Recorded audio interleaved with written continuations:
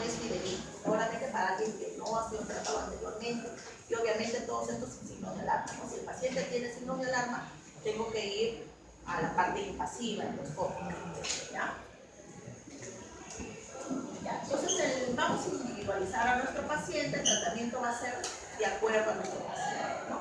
Entonces, ahora volvemos a lo de gastritis. Ya les había mencionado que la clasificación puede ser por el tiempo en aguda o crónica, ¿no? Dependiendo de lo que encontramos histológicamente. Pero también podemos tener clasificación endoscópica, según los hallazgos, ¿no?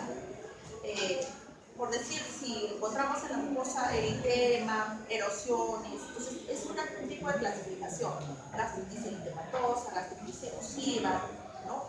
Y dependiendo de lo que nosotros encontremos endoscópicamente. Histológicamente también tiene digamos, su clasificación en aguda y crónica, ¿no? Por el tiempo. Doctora, pero también por la causa, sí. ¿Y la división endoscópica entonces cómo se divide? Es por las características que encontramos. Entonces, gastritis eritematosa, encontramos solamente enrojecimiento de la mucosa gástrica, erosivas encontramos los hallazgos, ¿no? Entonces, más esa es la clasificación. Y según la cantidad del estómago tomado, puede ser aguda, leve, moderada. Ahora, una de las clasificaciones que también se hace la gastritis es por la causa, ¿no? Entonces, nosotros, el primer punto, buena historia clínica, buena anamnesis, indagar por AINES, ¿no? Por ticoides, por ingesta de sustancias irritantes, alcohol, cigarrillo, ¿no? Eso es importante indagar para poder sospechar que esa sea la causa de nuestra gastritis, ¿no? Entonces, se clasifica de esa manera gastritis por ingesta de AINES, ahorita vamos a ver más adelante. No, bueno, los signos de alarma que hemos mencionado, la anamnesis, el examen físico adecuado, los exámenes que les he mencionado que se realizan y los diagnósticos diferenciales, ¿no? Entonces, nosotros podemos tener diagnósticos diferenciales de gastritis, que son la úlcera péptica, ¿no? Puede darte un dolor en el epigastrio intenso, ¿no? Penetrante en la depresión, ¿no? Entonces, es un diagnóstico diferencial de gastritis. Cáncer gástrico en sus inicios también, ¿no? Balonamiento, epigastral. La parasitosis te da balonamiento, te da ruidos intestinales aumentados. Litiasis vesicular, ¿no? La presencia de piedras cuando te da el cólico biliar, es un dolor en el hipocondrio derecho, no puede irradiarse ese epigastrio. También se podría confundir, porque con alguna comida pesada puede darte dolor y el dolor puede ser de diferente intensidad. Disfunción del esfínter reódico, también te da dolor en el hipocondrio derecho, generalmente postprandial. Gastroparesia, un paciente diabético, metabólico, tiene un vaciamiento gástrico lento, ¿no? Puede confundirse con gastritis. Pacientes con pancreatitis crónica. Doctora, una consulta. Sí. Pero por el dolor no podríamos, o sea, en la litiasis vesicular sabemos que el dolor es tipo cólico y había comentado de que el gastritis, el dolor es tipo urente. Por eso no se podría... Claro, es que ahí entra pues tu diagnóstico fino. Algunos te ponen dolor abdominal nada más, ¿no? Entonces tú tienes que indagar qué tipo de dolor, ¿no? El paciente viene, doctor, estoy con gastritis, así te dice. Entonces tú tienes que decir, señora, cómo es el dolor que tiene, en qué momento se presenta, ¿no? Él tiene que hacer la lista, ¿no? Forma de inicio, la intensidad,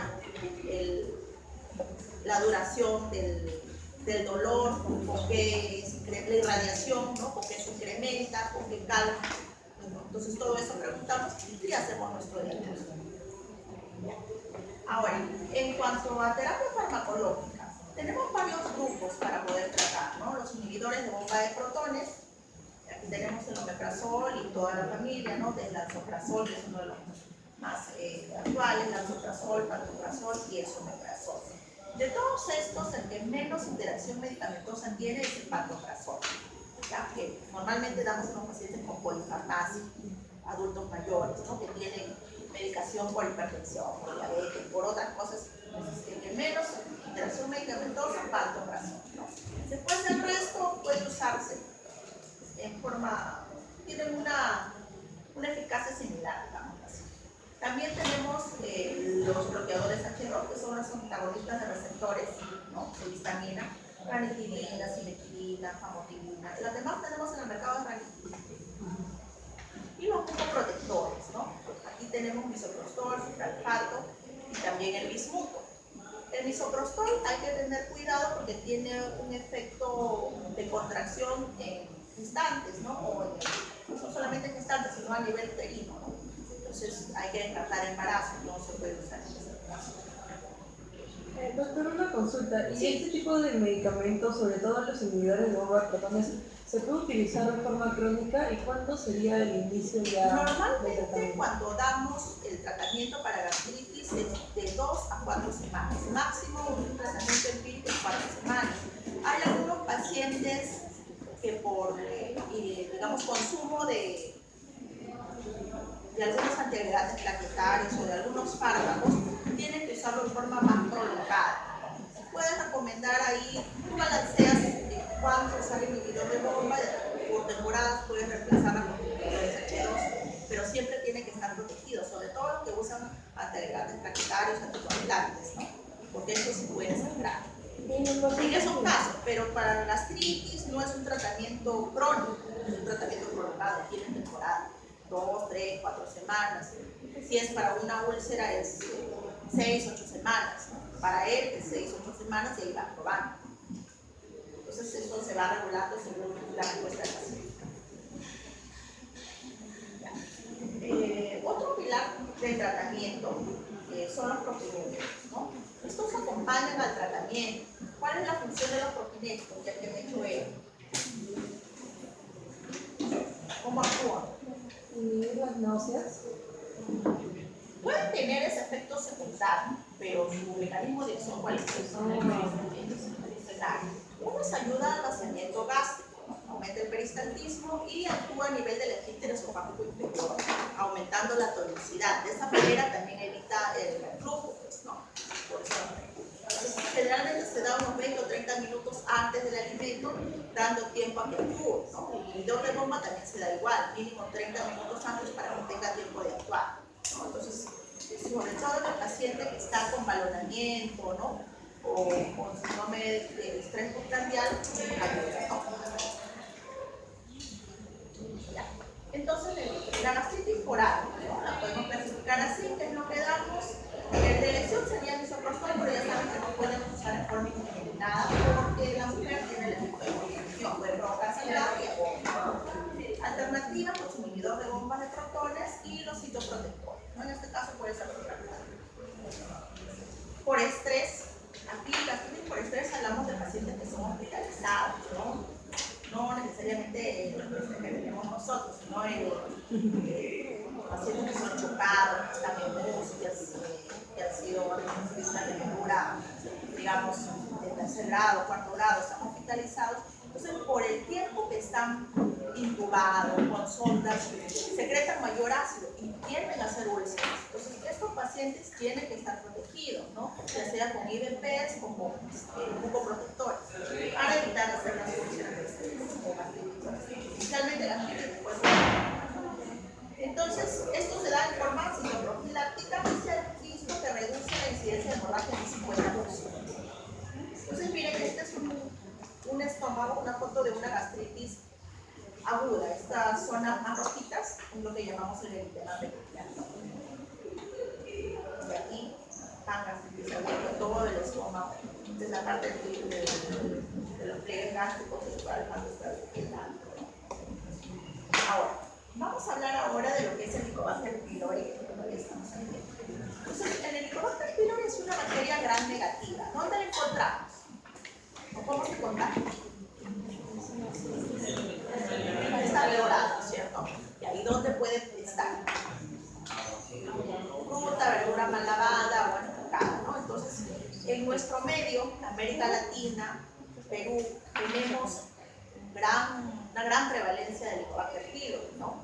Perú, América del Sur, al igual que África, tiene un porcentaje alto. Dentro del mismo Perú hay diferentes prevalencias. También depende mucho del nivel económico y cultural del paciente, ¿no? Cómo ingiera sus alimentos. Entonces, oscila entre un digamos, 60 hasta un 85-90% de prevalencia, ¿no? Entonces, en promedio se da así. Y, digamos, en Norteamérica, Europa, menor porcentaje, 40-50%. Vamos a ver más adelante. Ahora, este Helicobacter tiene factores de virulencia. ¿Cuáles conocen o cuáles han leído? ¿Por qué es tan resistente esta bacteria? Genera uriasa. ¿Qué hace la uriasa? Produce uriasa. Claro, entonces neutraliza el ácido del estómago, ¿no? Entonces libera la uriasa y neutraliza ese ácido. Eso le permite vivir en el estómago, a pesar que el estómago tenemos un pH muy ácido, ¿no? Entonces eso lo neutraliza. Tiene unos flagelos con el cual se adhiere también, ¿no? Y se moviliza. Y eso le permite penetrar a la mucosa. Y va a liberar otra serie de sustancias, ¿no? Que vamos a ver aquí en el esquema. Y dentro de ellas el KK y el BK, que son proteínas que van a ser las más, digamos, peligrosas para su reproducción. Esta vamos a ver acá, ¿no? Tenemos que más del 90% de estas cepas de Helicobacter pylori en Lima son KK. Esto va a permitir formar, digamos, estimula a los anticuerpos, a los macrófagos del cuerpo, ¿no? Está asociado el Helicobacter pylori a una infección crónica, ¿no? A una gastritis atrófica, y es considerado por la OMS como un oncológico, ¿no? Un broncogénico, un factor broncogénico. Por eso es que se cuida, hay que tener cuidado en la erradicación, ¿no? Cuando la persona es niño, lo elimina espontáneamente, pero cuando ya es adulto ya se queda y forma enfermedad crónica. Y no siempre da clínica, no siempre da sintomatología. Por eso es que el cáncer, en uno de los casos, que es uno de los factores, no es la única, porque también tiene el factor genético, puede avanzar. Entonces es necesario hacer un despistaje, un screening en ese rango de 35 a 40 años. Ahora, ¿por quién fue descubierto?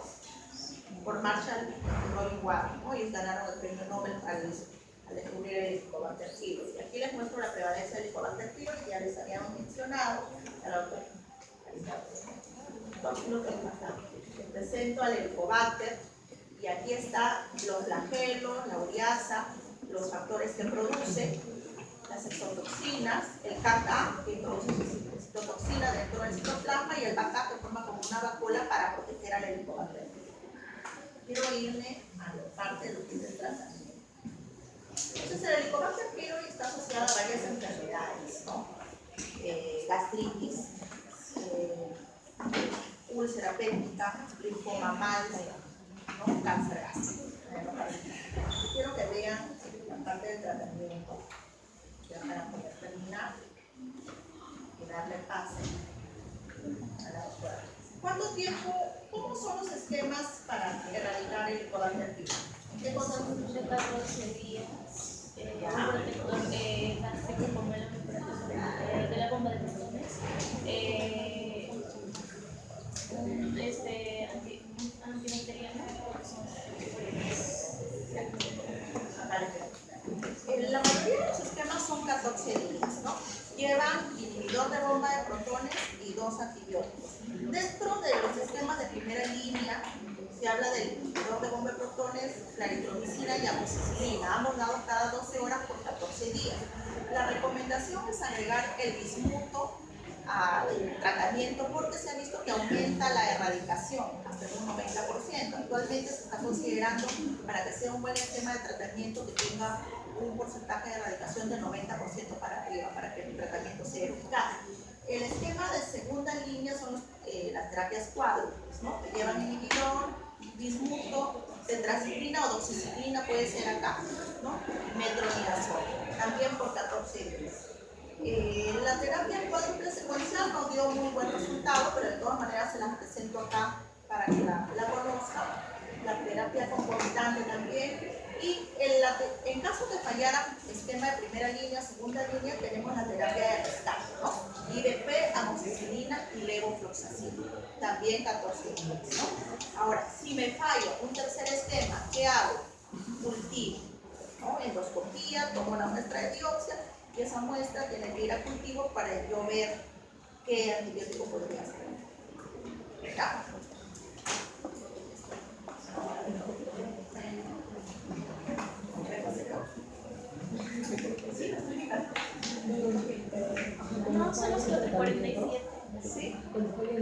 quién empieza? ¿Cuál es el Ya, no sé si tienen alguna duda. Sí, aumenta la tasa de curación y de resolución.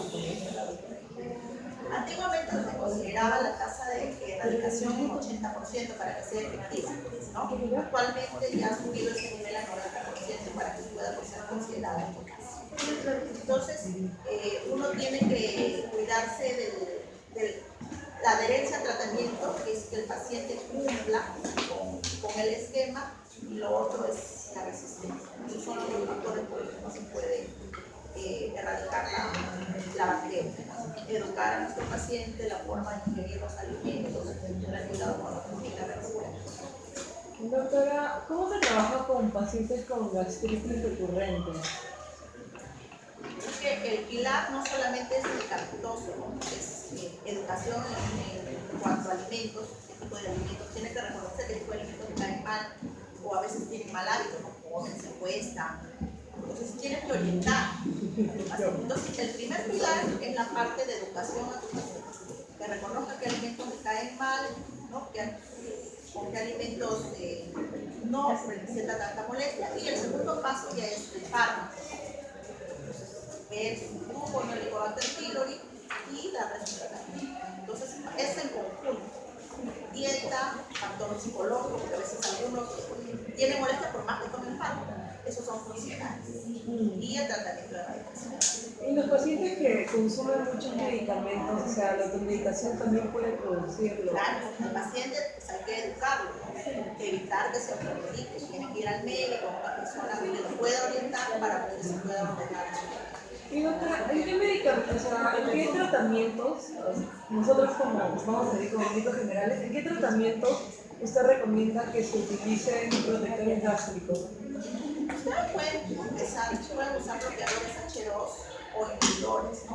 Pero ya saben el tiempo que usan. Si el paciente, hasta 4 semanas, si el paciente a pesar de su dieta y su tratamiento continúa con molestias, pues ya tienes que hacer exámenes invasivos, ya tienes que derivar, ver cuál es la causa y indagar. No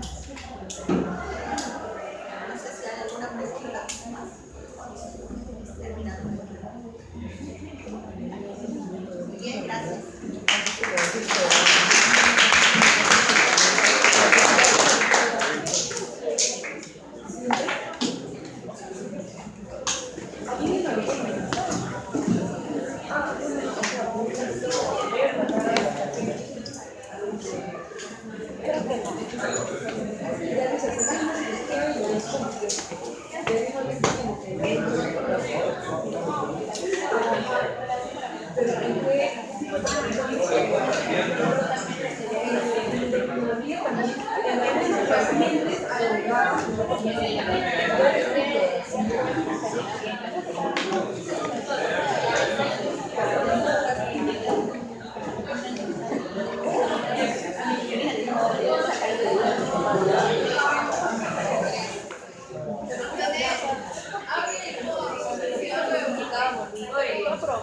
Chicos, voy a abrir por 5 minutos.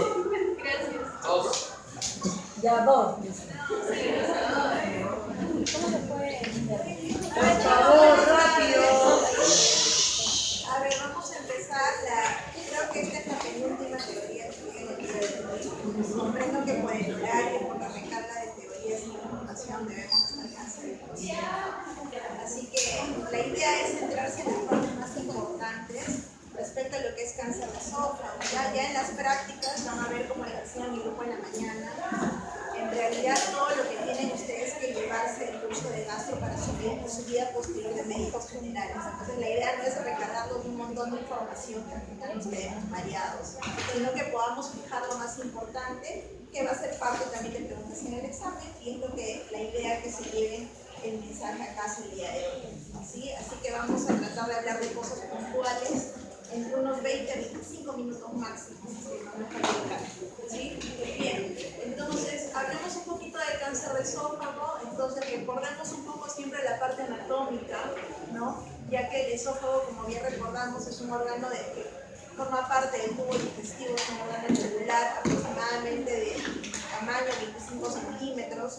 Recordemos que hay estrecheces fisiológicas como a nivel cricofaríngeo, a nivel aórtico, a nivel diafragmático, y que está compuesto de varias capas, ¿cierto? Mucosa, su mucosa muscular y la capa adventicia carece de serosa, producto por el cual precisamente es más fácil la diseminación cuando está cargado por una neoplasia. ¿Ya? Más o menos esa es una foto de cómo se ve un esófago de características normales, la mucosa esofágica, la luz esofágica, ¿cierto? Como pueden ver, una mucosa rosada, ¿no? Generalmente así es como vamos a ver cuando tengan oportunidad de ver una endoscopía en sus prácticas. De esa forma se ve una mucosa normal del esófago. Recuerden que a nivel distal tenemos un reparo importante que es el estómago pulmonar, ¿cierto? Entonces, van a ver, porque les voy a mostrar fotos de cómo se ve una mucosa esofágica infiltrada por cáncer.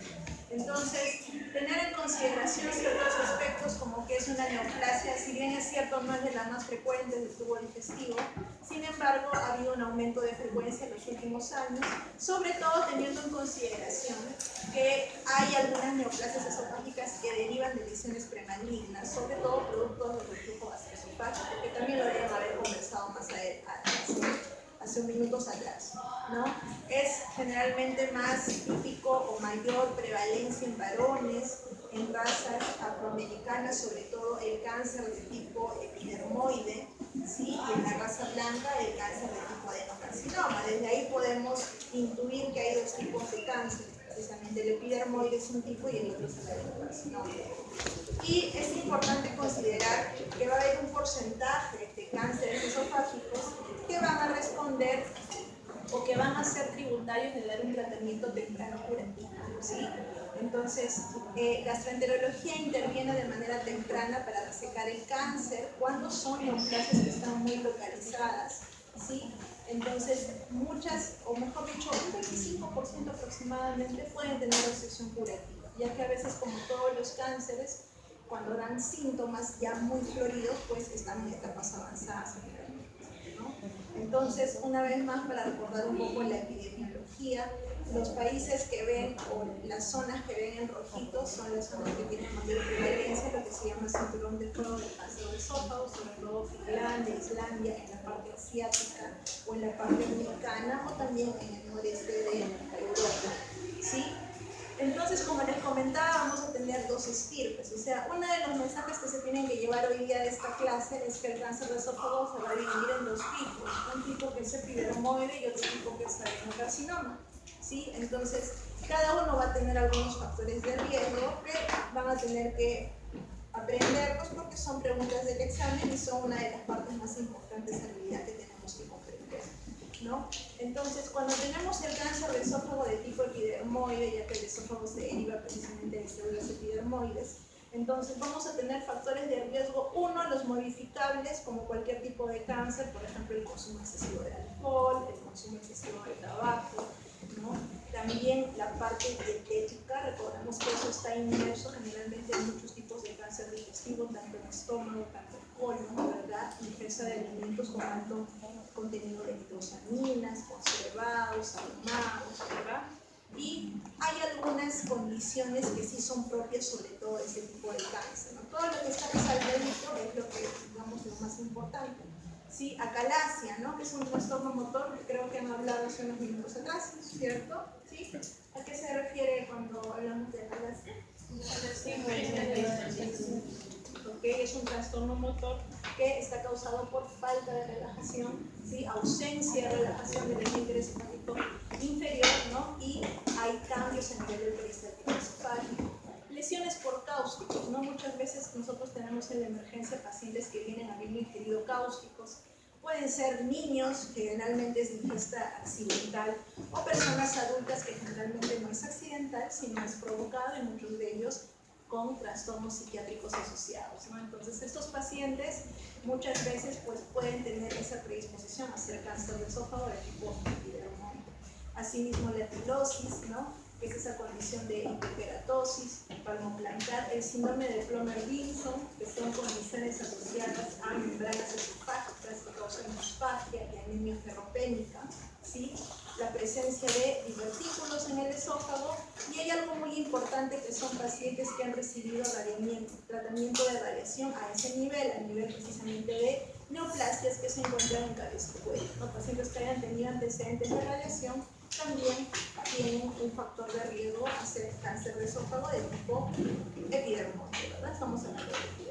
Muy bien, y el otro cáncer es aquel que es de tipo adenocarcinoma, y acá hay algo muy importante que hay que recordar, porque normalmente estos cánceres tienen asociación con lesiones premalignas previas. Ya creo que, no sé si ahora en gastritis han hablado que en gastritis crónica, por ejemplo, hay presencia de lesiones premalignas, ¿sí? A raíz de una infección inicial por Helicobacter pylori, la cascada del Pelayo, probablemente ya han hablado de eso en la clase anterior. Entonces, muy similar en el tema del esófago, también tenemos una predisposición en pacientes que hacen reflujo gaseoso, ¿no? Entonces, pacientes que hacen reflujo de larga data, que no son controlados, podrían hacer una condición premaligna que se llama esófago de Barrett, ¿sí? Que es la presencia de una metaplasia intestinal a nivel de la unión mesocolunar, la presencia de una mucosa con lengüetas, como por ahí lo van a revisar en la teoría, o por ahí también les voy a mostrar algunas fotitos, ¿no? Y estos pacientes muchas veces tienen una condición de obesidad. Recuerden ustedes que los obesos, gente que tiene mucho incremento de la presión intraabdominal, puede hacer reflujo, entonces ahí encajan los obesos, encajan las gestantes, ¿verdad? Entonces, estos pacientes podrían hacer esófago de Barrett con distintos grados de displasia, y la displasia es un paso al cáncer, ¿cierto? Entonces, en estos pacientes, recuerden esas condiciones en rojito, ¿sí? Asociados al adenocarcinoma, ¿ya? Y al igual que en el cáncer epidermoide, también tienen que ver algunos factores modificables, como por ejemplo la dieta o la presencia de aquellos factores que son nocivos, como el consumo de alcohol y tabaco, ¿no? Entonces, este es un cuadrito igual resumen para que puedan recordar la asociación de los factores de riesgo más importantes con el tipo de cáncer de esófago. Lo que ven en rojito es el adenocarcinoma, como pueden ver los signos de masa al costado, y la ingesta de cáusicos, la historia de radiación, ¿no? La historia de cánceres de cabeza y cuello, o las otras condiciones como hemos dicho palacia, hemos dicho por ejemplo el tema del síndrome de Parkinson, ¿no?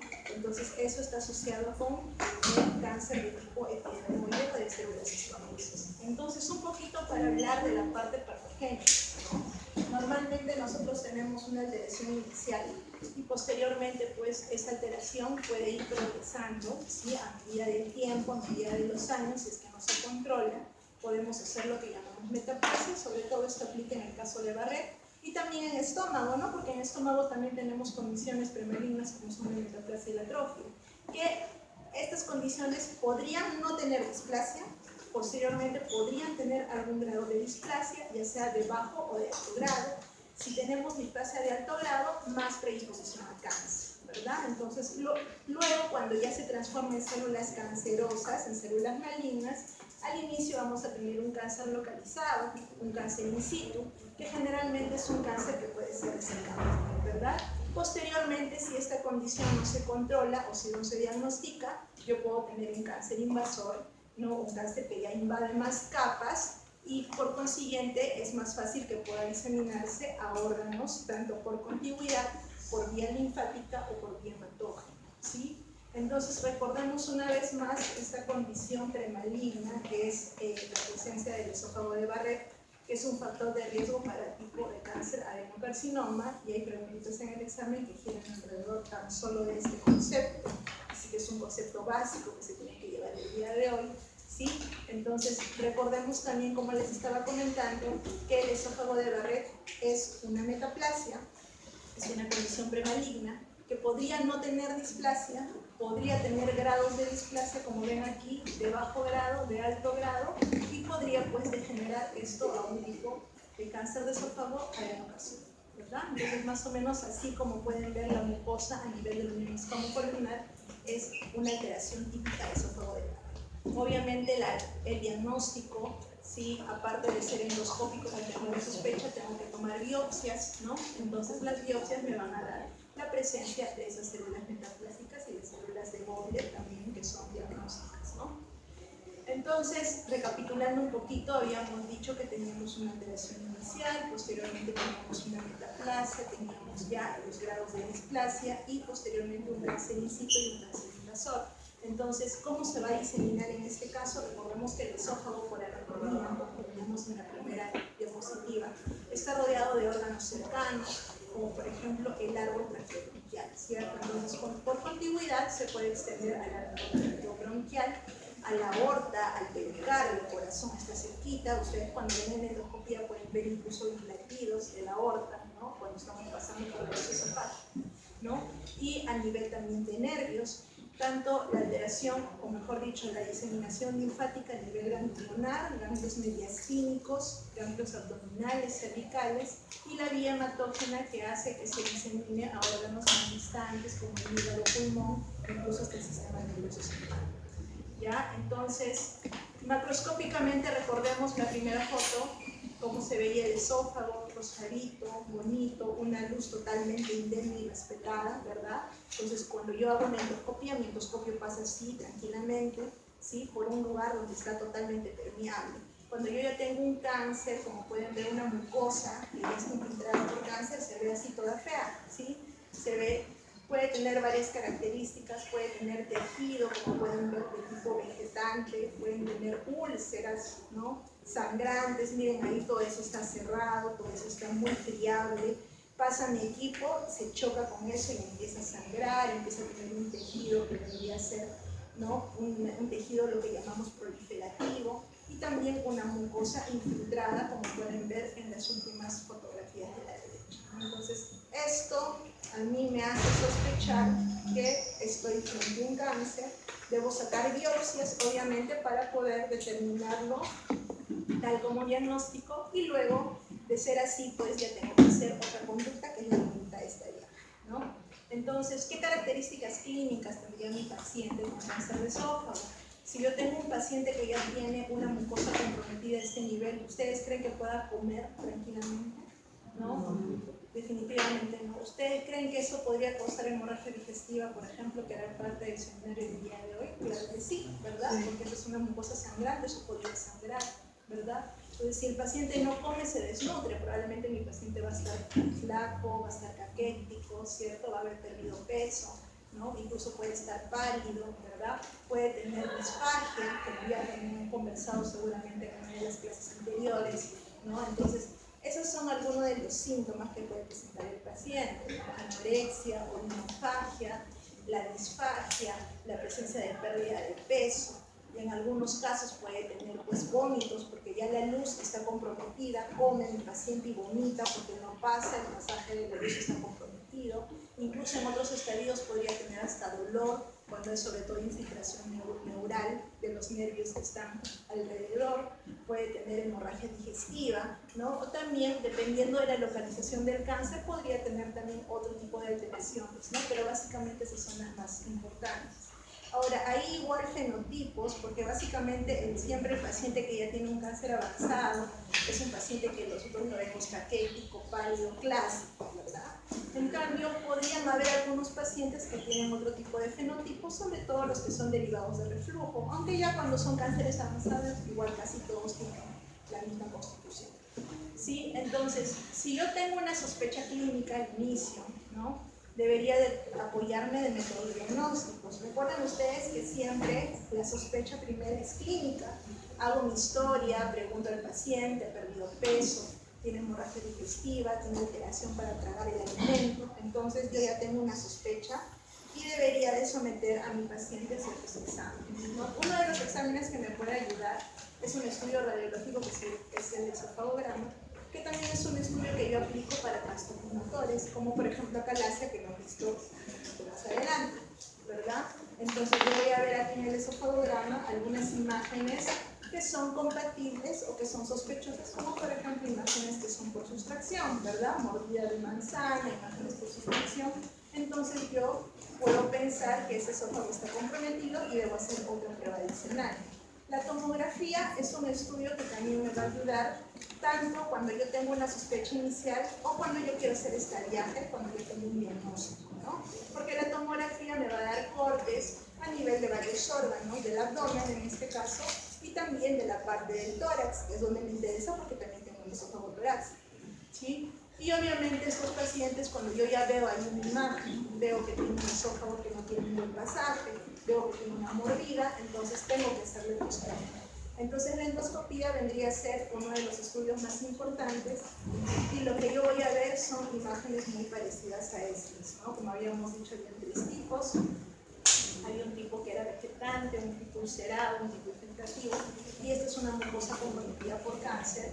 Entonces la endoscopía es un estudio realmente uno de los más útiles en este caso porque me permite tomar biopsias y estas biopsias van a patología y me dicen que hay células cancerosas, ¿no? Un examen que puede ayudarme es la ultrasonografía endoscópica, ¿sí? Ya que este estudio combina un método endoscópico con un método ecográfico, ¿sí? Y yo puedo distinguir las distintas capas, ¿no? Al inicio les dije que en el esófago, como en todo el tracto digestivo, había varias capas: mucosa, la muscular de la mucosa, ¿cierto? La submucosa, la serosa. Entonces, de esta manera yo puedo evidenciar la infiltración a las capas y según esto yo puedo hacer un estadiaje de PMM, ¿no? Que es parte de precisamente yo reconocer los estadios del cáncer, de cualquier tipo de cáncer, ¿no? En este caso de esófago, ¿no?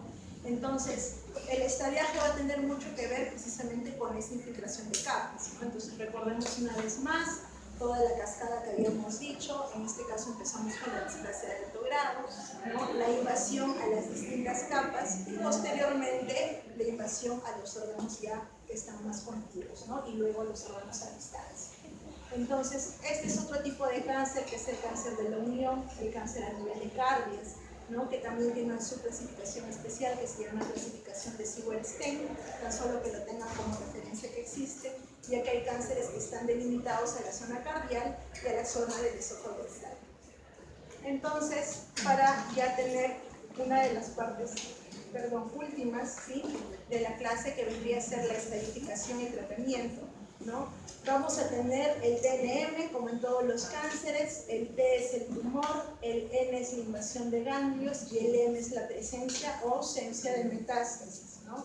Entonces, según cómo mi cáncer vaya invadiendo las distintas capas, va a ir cambiando el T, ¿cierto? Según mi cáncer tenga o no tenga adenopatías comprometidas, voy a yo conectar con lo que debería ser el N, y según las metástasis a distancia, el M0 o el M1. Entonces, ¿por qué motivo he puesto yo al lado derecho superior esas dos acápites del T1A y el T1B? Porque eso me interesa mucho para el tema de tratamiento. Entonces, ustedes recuerden que en el T1, ¿sí?, en lo que vendría a ser T1 acá, se va a dividir en el T1A y se va a dividir en el T1B. El T1A es aquel que tiene infiltración mucosa o de la muscularis mucosae, ¿no?, que es una capita muscular que está dentro de la mucosa, y el T1B es aquel que va a tener la invasión submucosa, ¿no? Luego de eso ya viene la muscular, la cutis, etc., ¿no? Esto es importante porque hasta esta infiltración, que es una infiltración todavía temprana, yo puedo hacer una resección, incluso intentar hacer una resección curativa de manera endoscópica, ¿ya? Una vez más, aquí para que recordemos cómo va invadiendo las capas y de esta manera cómo se está haciendo el estadiaje según la invasión del T, del N y del M. En cuanto a estadios clínicos, se van del 1A al 4. Obviamente ya sabemos que el estadio 4 es el más avanzado y que tiene metástasis, ¿no? Entonces, ¿qué tumores, digamos, van a ser tributarios de poder hacer una resección temprana y un manejo curativo? Acá tenemos el tratamiento. Sabemos que previamente yo tengo que hacer el estadiaje. Yo tengo un cáncer de esófago, por endoscopía tomo biopsias y me dicen, ok, si es cáncer positivo adenocarcinoma, lo siguiente que tengo que hacer es estadiaje, ¿verdad? Con los métodos que hemos visto, ultrasonografía endoscópica, tomografía, y de esa manera me va a dar la invasión según capas o la invasión a otros órganos. Entonces, todos los tumores, dice acá, en cuanto al tratamiento, que tengan compromiso hasta el T1B o excepto el T1B, ¿cuál era el T1B? Habíamos visto acá, submucosa, ¿cierto? Entonces, todos los tumores, excepto el T1B, son tributarios a hacer una resección endoscópica. Entonces, eso también es un concepto que les va a venir en el examen. Entonces, yo les voy a preguntar, ¿el estadio 3 puede tener resección curativa por endoscopía?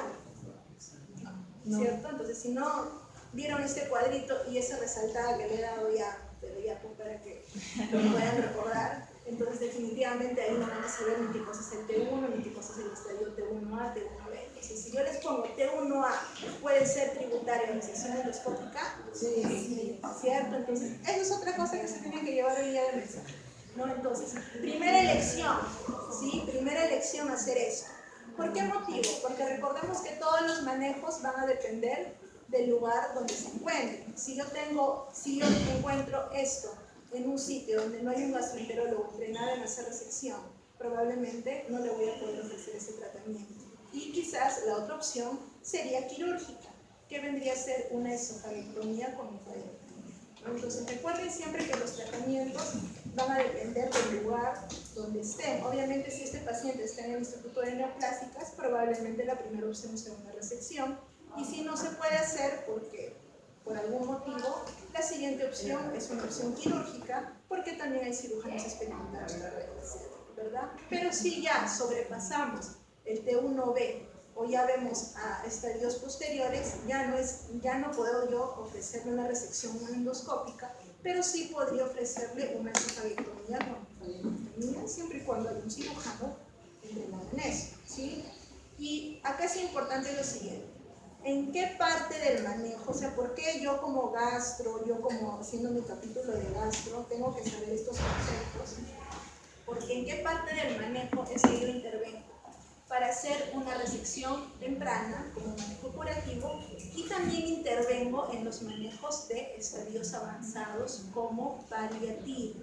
¿Por qué motivo?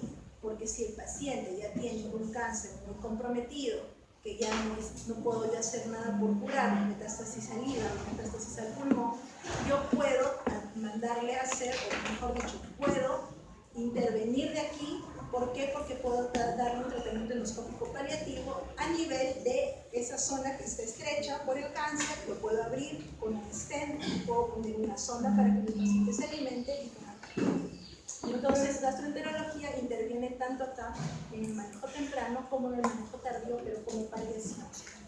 ¿Sí? Doctor, una consulta. ¿Las quimioterapias no pueden ser útiles en los tumores avanzados, en los estadios avanzados del tumor? Sí podría ser, podría tener utilidad, ¿no? Obviamente va a depender del manejo del oncólogo y del lugar donde se encuentre. Pero como gastroenterología mismo, como nosotros no ofrecemos ese tipo de manejo, lo que podríamos ayudar al oncólogo que va a hacer un manejo de quimioterapia puede ser asociado a un tratamiento paliativo endoscópico, ¿no? Porque el paciente no va a poder comer. Si el paciente tiene un esófago comprometido, vomita todo, entonces en ese caso nosotros intervenimos para dar calidad de vida, mientras que el paciente pues tenga ya esa opción de hacer quizás una quimioterapia para alargar su vida. Eso es lo más probable que pase. Entonces, en este caso, los tratamientos endoscópicos que se pueden realizar, terapias fotodinámicas, ablaciones también, y la disección mucosa y la disección submucosa, básicamente de esa manera, ¿no? Entonces, en este caso yo veo un cáncer, por ejemplo, este nivel, y haciendo una resección mucosa de un cáncer súper localizado, ¿no? Yo podría colocar una bandita y luego lo que hago es cortar y ese fragmento o ese tejido que está invadido por cáncer localizado, pues sale y obviamente mi paciente posteriormente tiene que ir a controles posteriores, ¿sí? Y también puedo hacer las disecciones submucosas endoscópicas, que son tratamientos más complejos, en la cual se marca la lesión, ¿sí? Y con unas cuchillas especiales, que son unos artefactos que se introducen por el endoscopio, se hace una disección más profunda, ¿verdad? Entonces, esto también, obviamente, después es candidato a que el paciente siga teniendo controles posteriores de endoscopía. Entonces, recordemos que el manejo quirúrgico en aquellos pacientes que tienen invasión submucosa a más allá de submucosa para adelante, ¿verdad? O en aquellos pacientes que tengan también alguna infiltración ganglionar temprana, ¿sí? Entonces, en estos casos, como yo les dije al inicio, podemos ofrecer en estadios muy tempranos mucosectomía como tratamiento endoscópico y posteriormente esa esofagectomía asociados ya a algún tratamiento radioterápico, psicoterápico por parte de nosotros. Y recuerden que en el estadio 4 básicamente son manejos de tipo paliativo, ¿sí? Y y lo que les dije también en ese momento, ¿no? Todo manejo va a depender de la edad del paciente. Hay pacientes que están muy bien parados, que tienen cierta edad, pero que uno lo ve con un buen status performance, como en albúmina, que son pacientes independientes. Entonces, en ese caso, sí, el paciente podría ser candidato a una cirugía amplia, como una encefalitomía, por ejemplo. También va a depender del cirujano que sea experto en realizar el tratamiento y de la complejidad del centro hospitalario donde esté el paciente. Entonces, siempre todas estas variables es algo que yo tengo que ver en cualquier manejo que vaya a dar el paciente, ¿no? Entonces, abordajes tan solo para tener en consideración cuando hacen encefalectomías pueden tener un abordaje cervical, torácico superior, medio inferior, dependiendo de la localización del cáncer. Asimismo, podrían ofrecerle ascensos del estómago o ascensos del colon, ¿sí? En forma así de tubulización, ¿verdad? Esos son tratamientos que hace el cirujano experto en operar neoplasias de este tipo. Entonces, manejo paliativo que ofrece el endoscopista en colocación de stents, que son prótesis. Imagínense aquí, como pueden ver, un cáncer que está obstruyendo la luz del esófago, se coloca un stent metálico autoexpandible y lo que hace es permeabilizar la luz esofágica para que el paciente pueda comer el tiempo que le quede de vida, ¿verdad? Asimismo, también puedo colocar sondas nasoyeyunales, que son sondas que van desde la nariz hacia el yeyuno. Precisamente pueden entrar por acá, por esta luz que está comprometida, puede entrar una sonda y yo puedo alimentar directamente a mi paciente por acá, ¿no? Por la sondita hasta el intestino. O también en algunos casos se puede ofrecer dilataciones, que es dilatar esa luz que está comprometida, ¿no? Entonces, solo para terminar, como habíamos dicho, si yo tengo síntomas que son tributarios de sospecha de cáncer de esófago, tengo que hacer una endoscopía. Si tengo una biopsia que me dice que es cáncer, ok, yo ya puedo hacer entonces lo siguiente que debería hacer mi